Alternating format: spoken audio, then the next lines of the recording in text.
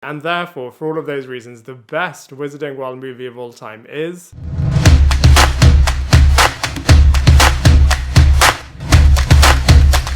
What is up everyone, welcome back to my channel Lifestyle Critic. I hope you're having a brilliant day. So in this video we are going to be ranking all of the Wizarding World movies. So with the recent release of Fantastic Beasts 3, The Secrets of Dumbledore, I thought it would be a wicked idea to review all of the Wizarding World movies, including all of the Harry Potter movies, the Harry Potter reunion, and all of the 3 Fantastic Beasts movies. By the way, if you want to check out all of my individual reviews for all of these movies and specials, then you can check all of them out. I'll link all of them in the description box below, but let's begin with number 12, which has to be Fantastic Beasts and Where to Find Them. Now, I thought it was really great that this movie was inspired by Harry Potter and the Wizarding World, and they were trying to do their own thing.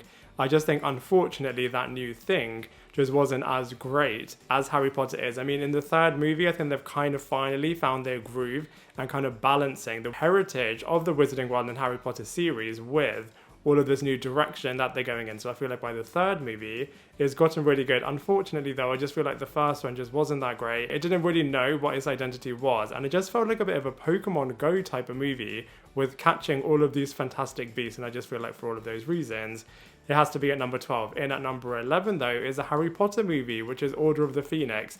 Now I know some people absolutely love this movie. Some people think that it's the best one, but for me it unfortunately is the weakest one. It's very politicalized, and the first 2/3 of this movie just weren't that enjoyable. I mean, they did improve this by the final act of this movie, but in terms of comparisons, I just feel like other Harry Potter movies are just so much stronger.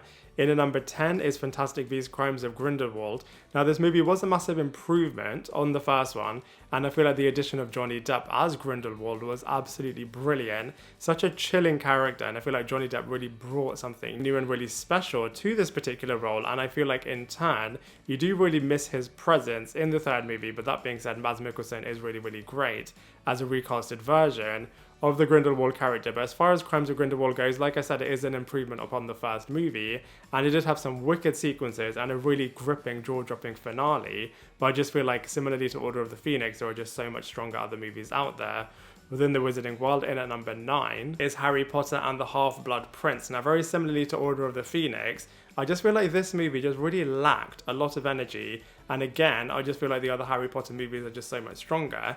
That being said, this movie did have some awesome moments, especially the shocking death of the Dumbledore character, which really did mean that the final 2 installments, you could really miss his presence. And like I said, you know, this movie did have some core moments, but I just feel like the other Harry Potter movies are just way stronger. In at number 8 is the Harry Potter reunion special.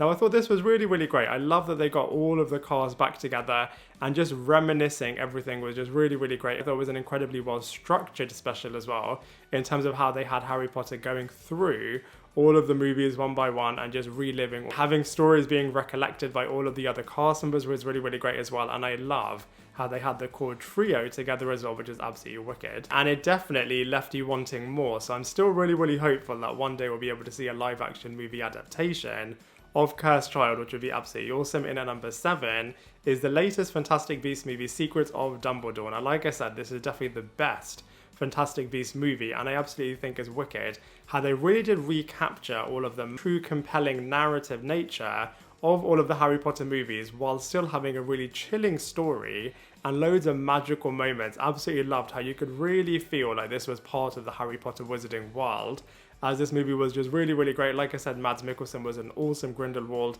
Love the twists and turns that were taking place, and the absolutely breathtaking visuals in this movie were just absolutely unbelievable.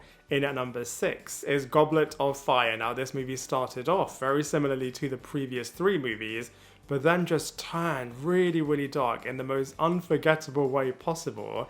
Especially that final few moments of this movie, just heartbreaking, truly emotional, and really just set the stage for a brand new turn within the Harry Potter universe. This movie did have some really, really awesome moments, and I absolutely love the fact that you get to see other magical schools, and that Hogwarts is not the only school of magical wizardry. So I thought that bit was really, really cool. However, I just found the Triwizard Tournament itself a little bit dull and a little bit boring at points, but like I said, it was a lot stronger than the other movies so far. In at number 5 is what some people consider to be the best ever Harry Potter movie ever made, which is Prisoner of Azkaban. Now, I absolutely loved all of the time traveling aspects of this movie so clever, and the fact that we get to see the Hermione Granger character really having the strength to just punch Draco Malfoy in the face, and I just feel like that was a moment that everybody was just screaming in the cinema complex, as you could really see over the past few movies how the Draco Malfoy character really was making Hermione Granger feel really bad for being born in a Muggle family, and the fact that he sees himself to be a lot more superior than her, and I just feel like the strength that she was able to get and garner was really impressive. And also the twist right at the end of this movie was just truly unforgettable. I feel like nobody saw that coming, and it just made this movie really special. And now we're in at number 4 is the one that started it all off, so the Harry Potter and the Philosopher's Stone, or the Sorcerer's Stone if you're from the United States of America. And I just feel like this movie is just so good. I feel like it captured the hearts and minds of the entire world so brilliantly, and even though it was made over 20 years ago, I feel like it still holds up today and was a really brilliant example of how you really adapt a really famous book into an incredibly successful movie franchise. Now we have entered the top 3, so at number 3 is Deathly Hallows Part 2, which I think was just such a monumental way to completely close off this fantastic series. And it was just so amazing in how it just wrapped everything up and just concluded everything, and really did have some absolutely shocking moments and some really hilarious moments as well. The only reason that I missed out on the top 2 spots is that I just wish this movie was just a little bit longer, as it just had so many awesome moments in there, and I just wish it had a little bit more to make it even better. But in at number 2 is the second ever movie, so Harry Potter and the Chamber of Secrets. I absolutely love this movie, as the whole riddle and the whole mystery around this movie was just really good, really captivating. And I just feel like the brand new characters introduced in this movie were so good. I feel like the first movie just set the foundation and the fabric for everything, would just allow Chamber of Secrets to just build on it all really well, and they just did it in such a good way. I feel like it was the perfect movie as far as a sequel is concerned, as they just made everything bigger and better and bolder in a really clever way, and it was just such an awesome film in its own right. And I just feel like the way it started with all of the Dursleys was just absolutely iconic and just really unforgettable, and I just feel like this movie was really good. However, it just missed out narrowly on the top spot, which has to be Deathly Hallows Part 1, which was Infinity War, before Infinity War. Now this movie was just absolutely wicked.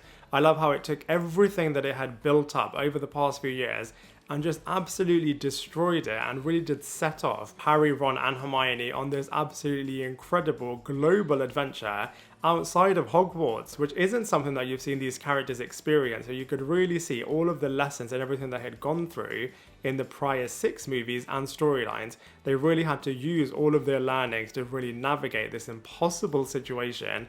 And I just feel like when they eventually did return to Hogwarts, it was just such an incredible moment. I just feel like this movie was just absolutely wicked. And I do feel like a lot of franchises do take a lot of lessons from this movie, and that is why it has to be the number 1 movie out of all of the Wizarding World movie collection. Like I said, you can check out all of my individual reviews. I'll link all of them in the description box below. But now I'd love to hear from you. What is your ranking? How are you going to rank all of the Wizarding World movies? And what is your number 1 movie of all time? Let me know in the comment section below. Otherwise, I look forward to seeing you in my next video.